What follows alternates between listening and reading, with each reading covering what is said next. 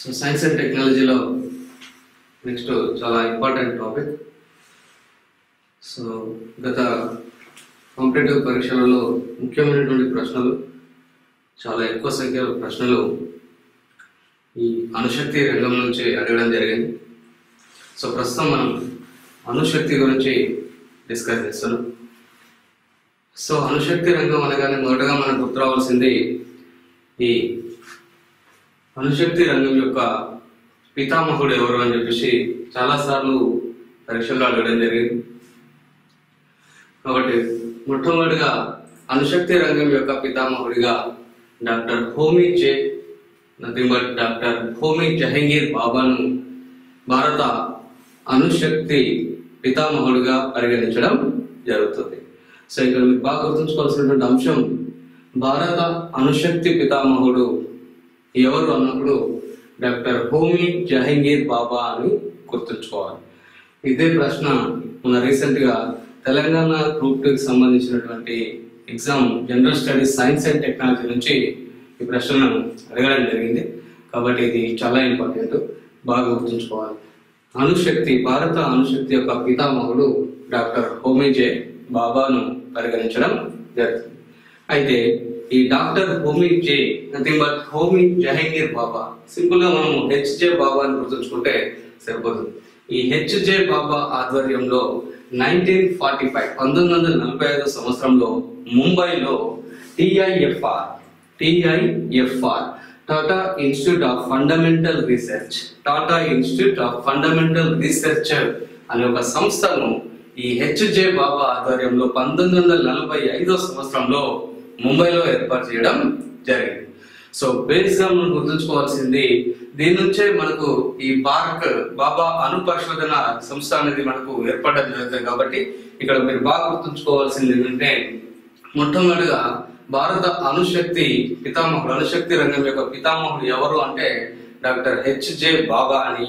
ఈ doctor HJ బాబా ఆధ్వర్యంలోనే 1945లో ముంబై ప్రాంతంలో Tata institute of fundamental research ని ఏర్పాటు చేయడం జరిగింది. దాని తర్వాత 1948 ఆగస్టు 10న భారత అణుశక్తి సంఘాన్ని ఏర్పాటు చేయడం జరిగింది. సో భారత అణుశక్తి సంఘం ఎప్పుడు ఏర్పడింది అనే ప్రశ్న మీకు అడగచ్చు. కాబట్టి బాగా గుర్తుంచుకోవాలి, 1948 ఆగస్టు 10న భారత అణుశక్తి సంఘం ఏర్పడింది. TIFR Tata institute of fundamental research ఎప్పుడు ఏర్పాటు చేయబడ్డది అంటే 1945లో ఏర్పాటు చేయబడ్డది. ఎక్కడ ఏర్పాటు చేయబడ్డది అంటే ముంబైలో ఏర్పాటు చేయబడ్డది. ఎవరి ఆధ్వర్యంలో ఏర్పాటు చేయబడ్డది అంటే డాక్టర్ హెచ్జే బాబా ఆధ్వర్యంలో ఏర్పాటు చేయబడ్డది. అయితే ఈ భారత అణుశక్తి సంఘం యొక్క తొలి అధ్యక్షుడిగా మన హెచ్జే బాబాని నియమించడం జరిగింది. సో ఇప్పుడు కాన్సెప్ట్, భారత అణుశక్తి సంఘం ఎప్పుడు ఏర్పాటు చేయబడింది అన్నప్పుడు 1948 ఆగస్టు 10న ఏర్పాటు చేయబడ్డది. దీని యొక్క తొలి అధ్యక్షుడు హెచ్జే బాబాని నియమించడం జరిగింది. అయితే ప్రస్తుతం భారత అణుశక్తి సంఘం యొక్క, అంటే ఇక్కడ బాగా గుర్తుంచుకోవాల్సింది ఏంటంటే, భారత అణుశక్తి సంఘం అన్నప్పుడు ఇది ఎప్పుడు ఏర్పాటు చేయబడింది, తర్వాత దీని తొలి అధ్యక్షుడు ఎవరు, మరియు ప్రస్తుతం దీని అధ్యక్షుడిగా ఎవరు పనిచేస్తున్నారు అనే రెండు విషయాలు బాగా గుర్తుంచుకోవాలి. అంటే ఇక్కడ భారత అణుశక్తి సంఘం ఎప్పుడు ఏర్పాటు చేయబడ్డది, 1948 ఆగస్టు 10వ తారీఖున భారత అణుశక్తి సంఘం ఏర్పాటు చేయబడ్డది. ఆ ఏర్పాటు చేయబడ్డ రోజు దాని యొక్క మొట్టమొదటి అధ్యక్షుడిగా హెచ్జే బాబా నియమించబడడం జరిగింది. దాని తర్వాత ప్రస్తుతం ఈ భారత అణుశక్తి సంఘం యొక్క అధ్యక్షుడిగా డాక్టర్ శేఖర్ బసు అనే ఆయన అక్టోబర్ 23, 2015 నుంచి ప్రస్తుతం దీని యొక్క అధ్యక్షుడిగా కొనసాగుతుండడం జరుగుతుంది. సో ఇక్కడ మీరు భారత అణుశక్తి సంఘం యొక్క ప్రస్తుత అధ్యక్షుడు ఎవరు అని ప్రశ్న కనుక అడిగినట్లయితే మీరు చెప్పాలి డాక్టర్ శేఖర్ బసు. ఈయన ఎప్పటి నుంచి పదవిలో కొనసాగుతున్నాడు అంటే అక్టోబర్ 23, 2015 సంవత్సరం నుంచి ఈ డాక్టర్ శేఖర్ బసు భారత అణుశక్తి సంఘం యొక్క అధ్యక్షుడిగా కొనసాగుతున్నాడు. అట్ ద సేమ్ టైం ఈ హెచ్జే బాబా ఆధ్వర్యంలోనే ట్రాంబే, ముంబైకి దగ్గరలో ఉన్నటువంటి ముంబైకి దగ్గరలో ఉన్నటువంటి ట్రాంబే అనే ప్రాంతంలో అటామిక్ ఎనర్జీ ఎస్టాబ్లిష్మెంట్ అనేది ఏర్పాటు చేయబడడం జరిగింది.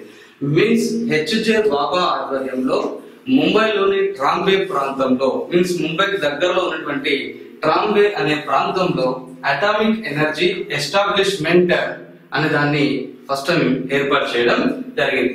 అయితే ఈ అటామిక్ ఎనర్జీ ఎస్టాబ్లిష్మెంట్ అనే సంస్థనే ప్రస్తుతం బార్క్ అని పిలుస్తున్నాం. దీన్నే బాబా అటామిక్ రీసెర్చ్ సెంటర్, బాబా అణు పరిశోధక సంస్థగా ప్రస్తుతం మనం పిలుస్తున్నాం. సింపుల్ గా మీరు బార్క్ అని గుర్తుంచుకుంటారు. ఇది బార్క్ అనే సంస్థను దీనికి పూర్వం దీన్ని ఏమని పిలిచే వాళ్ళు అనే ప్రశ్న అడగచ్చు. కాబట్టి బార్క్ అనే సంస్థను దీని పూర్వం బార్క్ గా మార్చక ముందు దీన్ని అటామిక్ ఎనర్జీ ఎస్టాబ్లిష్మెంట్ అనేది అని పిలిచేవాళ్ళు. ఈ అటామిక్ ఎనర్జీ ఎస్టాబ్లిష్మెంట్ అనేది మొదట ఎక్కడ ఏర్పాటు చేయబడింది అంటే ముంబై దగ్గరలో ఉన్నటువంటి ట్రాంబే అనే ప్రాంతం వద్ద ఏర్పాటు చేయబడ్డది. అయితే ఇది 1967 జనవరి 22 నుంచి ఈ అటామిక్ ఎనర్జీ ఎస్టాబ్లిష్మెంట్ ని బార్క్ గా మార్చడం జరిగింది. అంటే బాబా అటామిక్ రీసెర్చ్ సెంటర్ గా మార్చడం జరిగింది. బాబా అణు పరిశోధన సంస్థగా దీన్ని మార్చడం జరిగింది. ఎప్పుడు దీన్ని మార్చారు అనే ప్రశ్నలు అడగచ్చు. కాబట్టి మీరు బాగా గుర్తుంచుకోవాలి. 1967 జనవరి 22వ తారీఖున 1967 జనవరి 22న మీ అటామిక్ ఎనర్జీ ఎస్టాబ్లిష్మెంట్ ని బాబా అణు పరిశోధక సంస్థ దీన్నే బార్క్ లేదా బాబా అటామిక్ రీసెర్చ్ సెంటర్ గా మార్చడం అనేది జరిగింది. సో ఇప్పుడు బార్క్ అనేది ఏ విధంగా ఏర్పడింది అనేది మీకు ఒక చిన్న ఐడియా వచ్చేసింది. దీన్ని బాగా గుర్తుంచుకోవాలి. బార్క్ కు పూర్వం ఎక్కడ ఉంది, ఇది ఏమైంది, దీన్ని ఏమని పిలిచేవాళ్ళు, ప్రస్తుతం ఇది బార్క్ గా ఎప్పటి నుంచి మార్చబడింది అని మీకు ఒక ఐడియా వచ్చింది. సో బార్క్ అనేది ముందు అటామిక్ ఎనర్జీ ఎస్టాబ్లిష్మెంట్ గా ముంబై దగ్గరలో ఉన్నటువంటి ట్రాంబే ప్రాంతంలో ఏర్పాటు చేయబడ్డది.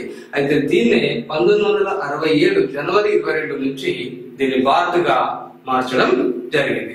సో ఇక్కడ బార్క్ అంటే బాబా అటామిక్ రీసెర్చ్ సెంటర్, తెలుగులో దీన్నే బాబా అణు పరిశోధక సంస్థగా పిలవడం జరుగుతుంది. అయితే ఈ బాబా అటామిక్ ఎనర్జీ ఎస్టాబ్లిష్మెంట్ ఇప్పుడు బార్క్ గా మారిందని మీరు గుర్తుంచుకోవాలి. అయితే ఈ 2005 జూన్ 4వ తేదీ నాడు అగైన్ ఈ హోమీ బాబా నేషనల్ ఇన్స్టిట్యూట్ అనే ఒక సంస్థను ఈ బార్క్ వద్ద ఏర్పాటు చేయడం జరిగింది. సో ఈ ట్రాంబే వద్ద ఉన్నటువంటి బాబా అణు పరిశోధక సంస్థలో 2005 సంవత్సరం జూన్ 4వ తేదీన నేషనల్ హోమీ బాబా నేషనల్ ఇన్స్టిట్యూట్ అనేటువంటి ఒక సంస్థను ఈ బార్క్ లో ఏర్పాటు చేయడం జరిగింది. సో ఇక్కడ మీరు గుర్తుంచుకోవాలి, బార్క్ లో హోమీ బాబా నేషనల్ ఇన్స్టిట్యూట్ ఎప్పుడు ఏర్పాటు చేయబడింది అని అడగచ్చు.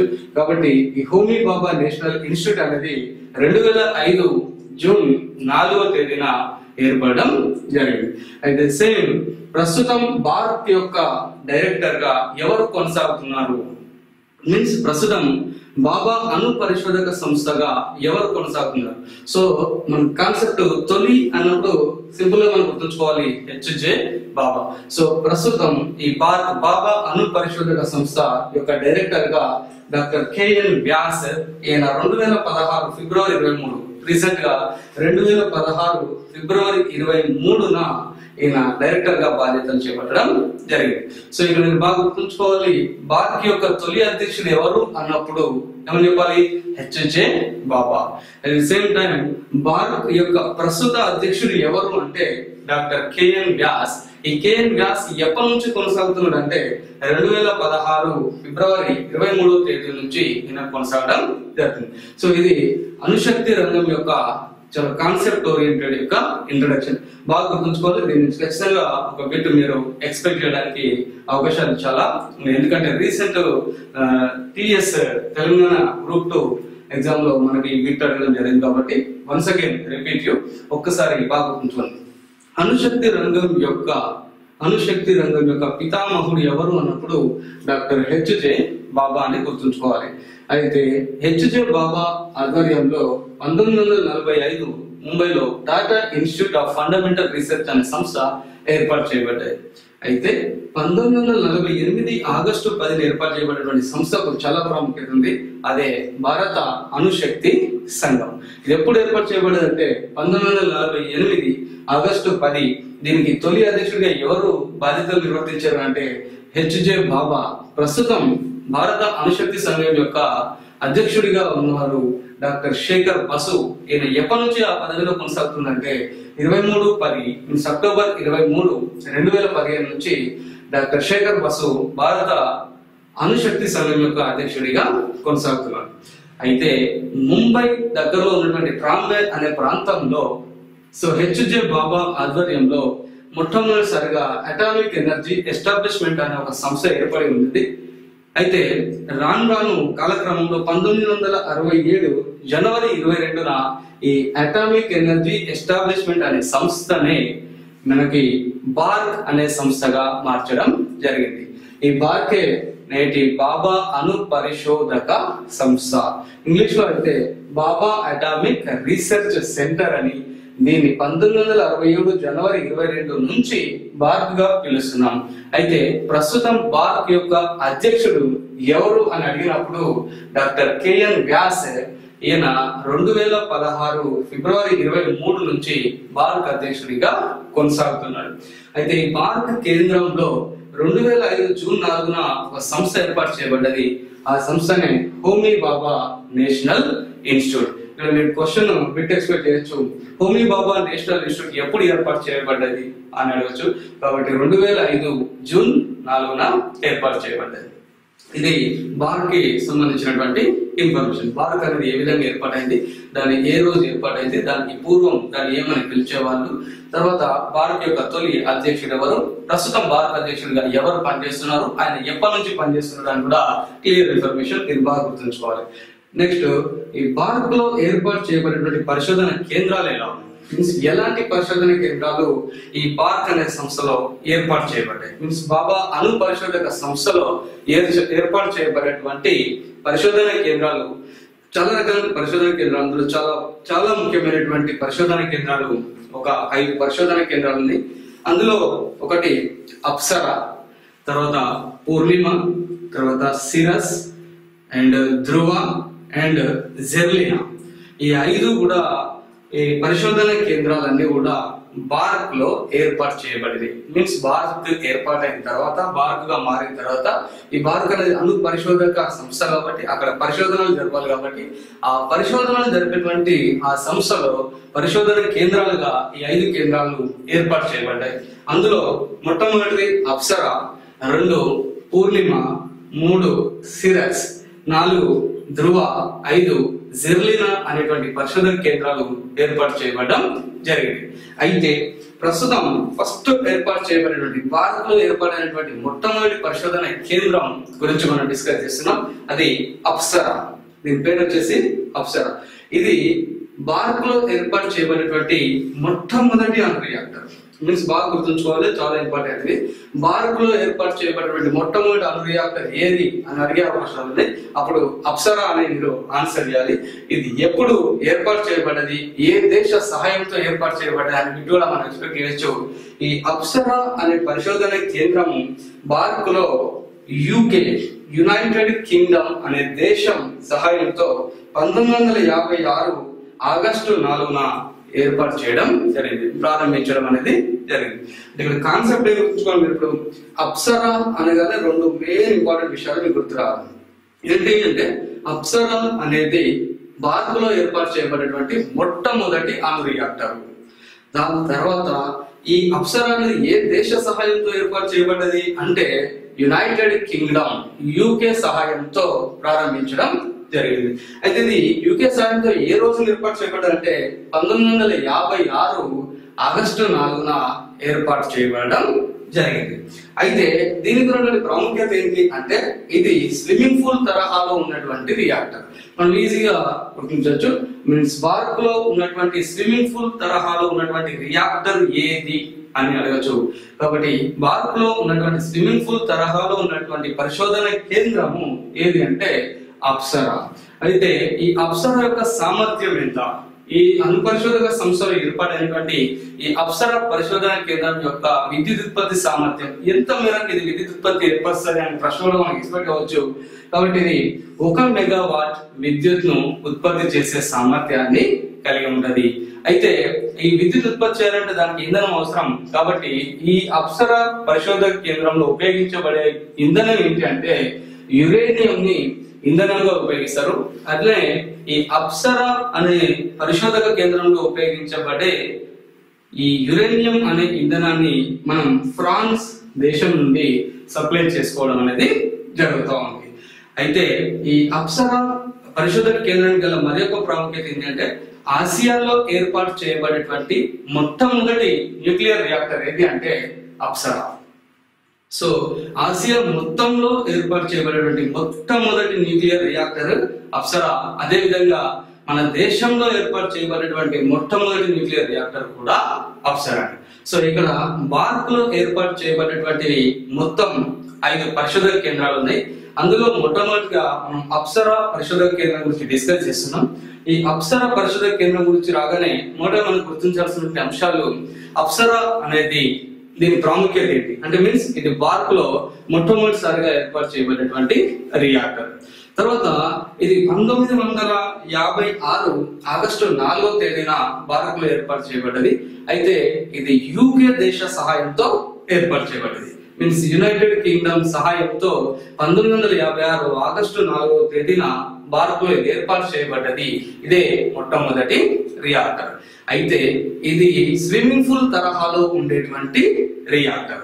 మళ్ళీ దీని సామర్థ్యం ఎంత మేరకు ఉంది మీన్స్ అప్సరా రియాక్టర్ యొక్క సామర్థ్యం 1 మెగావాట్ విద్యుత్ ను అది ఉత్పత్తి చేయగలుగుతుంది.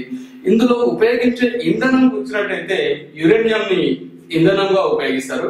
ఇక్కడ ఉపయోగించబడే ఈ యురేనియాన్ని ఫ్రాన్స్ నుండి సప్లై చేసుకోవడం జరుగుతుంది. ఇక బాగా గుర్తుంచుకోవాల్సినటువంటి అంశాలు ఆసియాలో ఏర్పాటు చేయబడ్డ మొట్టమొదటి న్యూక్లియర్ రియాక్టర్ ఏది అని అడిగినప్పుడు ఇవన్నీ ఆప్షన్లు ఇస్తాడు. ఏమని అప్సరా ఇస్తాడు, తర్వాత పూర్ణిమ ఇస్తాడు, ధ్రువ ఇస్తాడు, సిరాస్ ఇస్తాడు, ఇవన్నీ ఇస్తాడు. సో అందులో మనం ఎంచుకోవాల్సింది ఆసియాలో ఏర్పాటు చేయబడినటువంటి మొట్టమొదటి న్యూక్లియర్ రియాక్టర్ అప్సరా.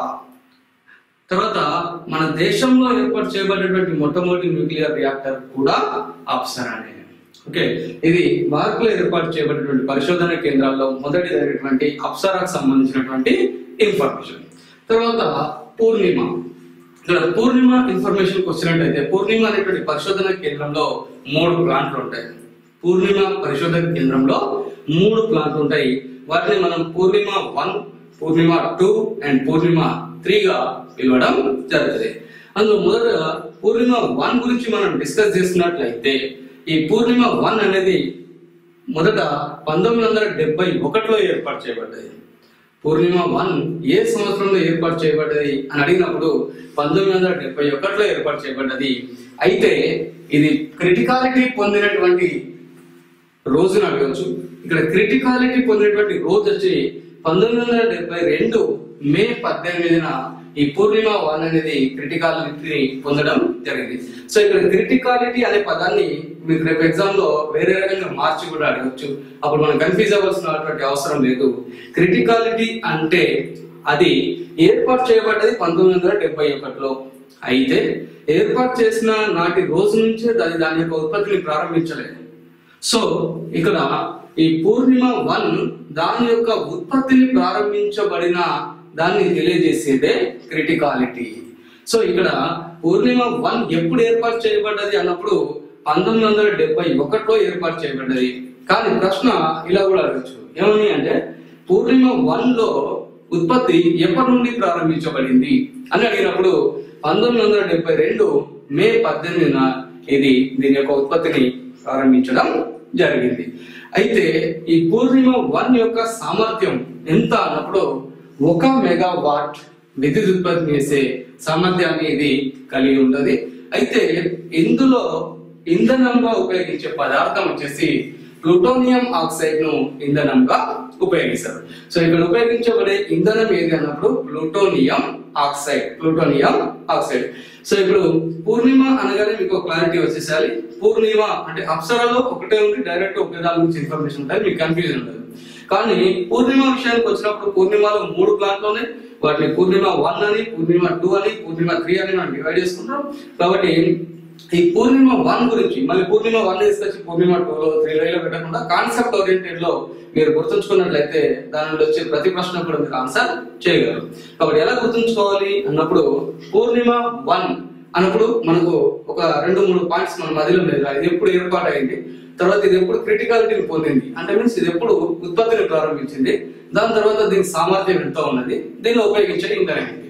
ఈ 4 అంశాలు మనం గుర్తుంచుకుంటే మనకు ప్రతి దాన్ని కూడా ఈజీగా మనం ఆన్సర్ చేయడానికి అవకాశం ఉంటది. సో ఇప్పుడు ఇది ఎప్పుడు ఏర్పాటు చేయబడ్డది అన్నప్పుడు 1971లో ఏర్పాటు చేయబడ్డది.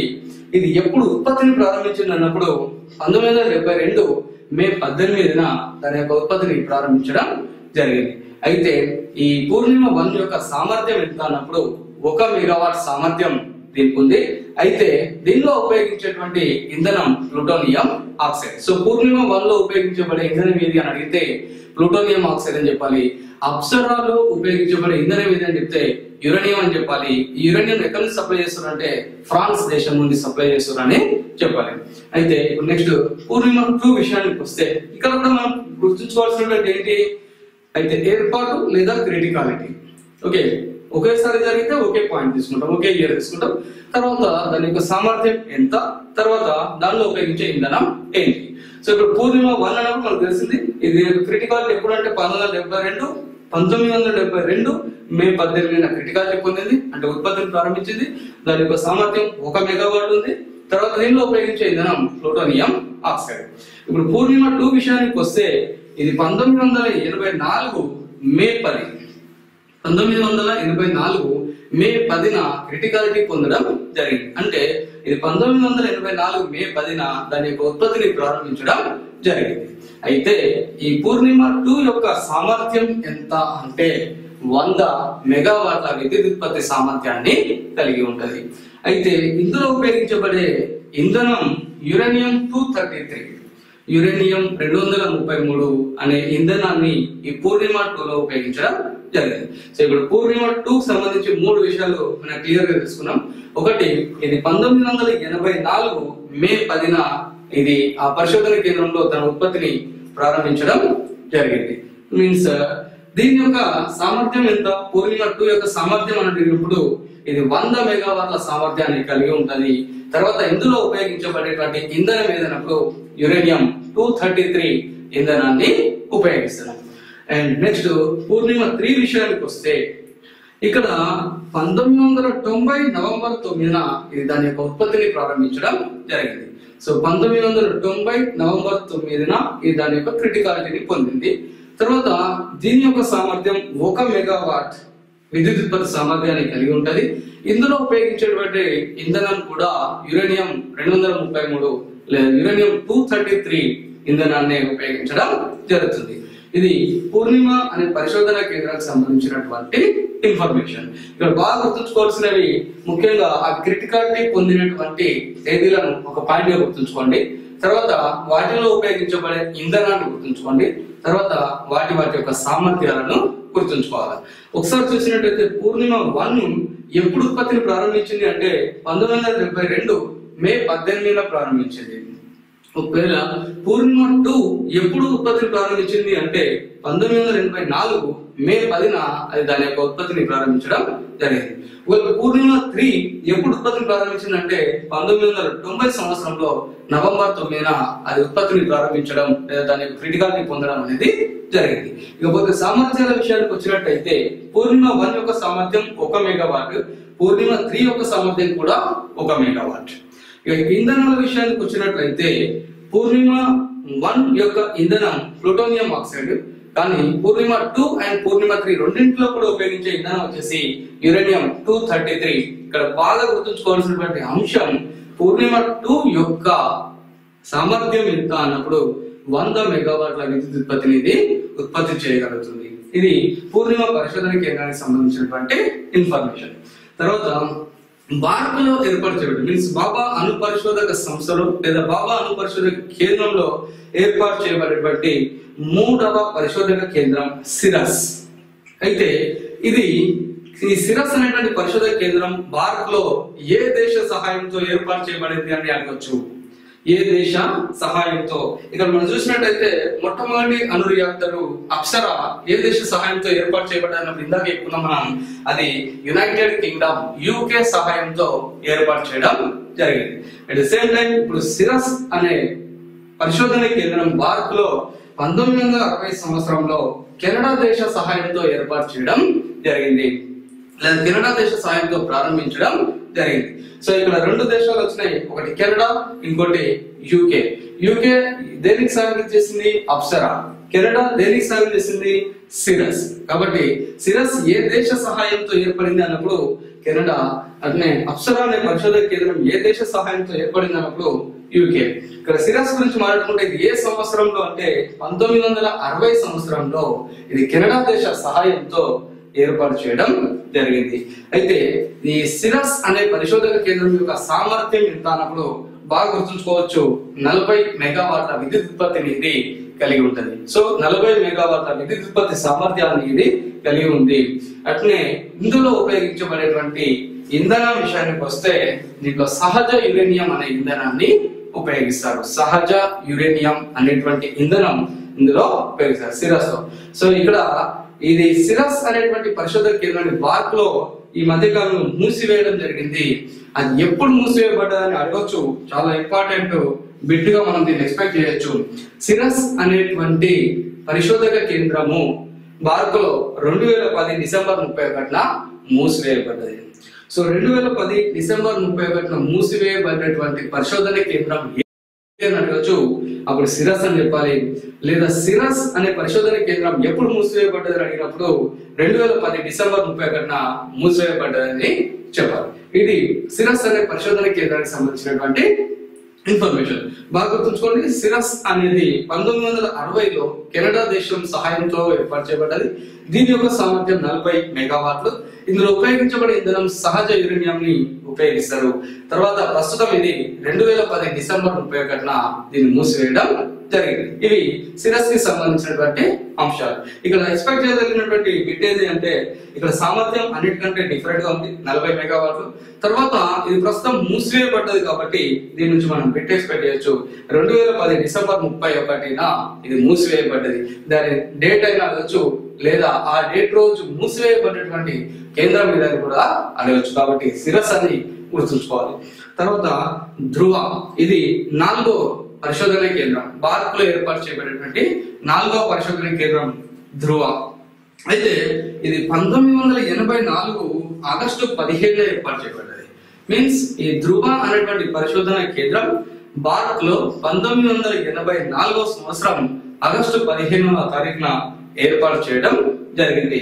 అయితే ఈ ధ్రువ అనే యొక్క కేంద్రం యొక్క పరిశోధన కేంద్రం యొక్క సామర్థ్యం 100 మెగావాట్ల సామర్థ్యాన్ని ఇది కలిగి ఉంటది.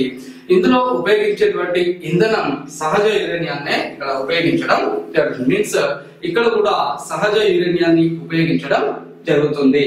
అయితే ఇది భారత్ లో ఏర్పాటు చేయబడ్డ లేదా దేశంలో ఏర్పాటు చేయబడ్డ అతిపెద్ద పరిశోధన రియాక్టర్ ఏది అంటే ధ్రువ అని గుర్తుంచుకోవాలి. సో భారత్ లో ఏర్పాటు చేయబడినటువంటి అతి పెద్ద పరిశోధన రియాక్టర్ అన్న, లేదా మన దేశంలో ఏర్పాటు చేయబడినటువంటి అతిపెద్ద పరిశోధన రియాక్టర్ ఏది అన్నా ధ్రువ అనేదాన్ని ఖచ్చితంగా ఎక్కడ కూడా మనం బిట్ ఎక్స్పెక్ట్ చేయడానికి అవకాశం ఉంది. కాబట్టి ధ్రువకు సంబంధించిన ఇన్ఫర్మేషన్ మీరు గుర్తుంచుకోవాల్సింది, ఇది 1984 ఆగస్టు 15 ఏర్పాటు చేయబడ్డది. దీని సామర్థ్యం 100 మెగావాట్ల విద్యుత్ ఉత్పత్తి సామర్థ్యాన్ని కలిగి ఉంటది. తర్వాత ఇందులో సహజ యురేనియం అనేటువంటి ఇంధనాన్ని ఉపయోగిస్తాం. తర్వాత ఇది బాబా అణు పరిశోధన కేంద్రంలో ఏర్పాటు చేయబడినటువంటి అతిపెద్ద పరిశోధన రియాక్టర్.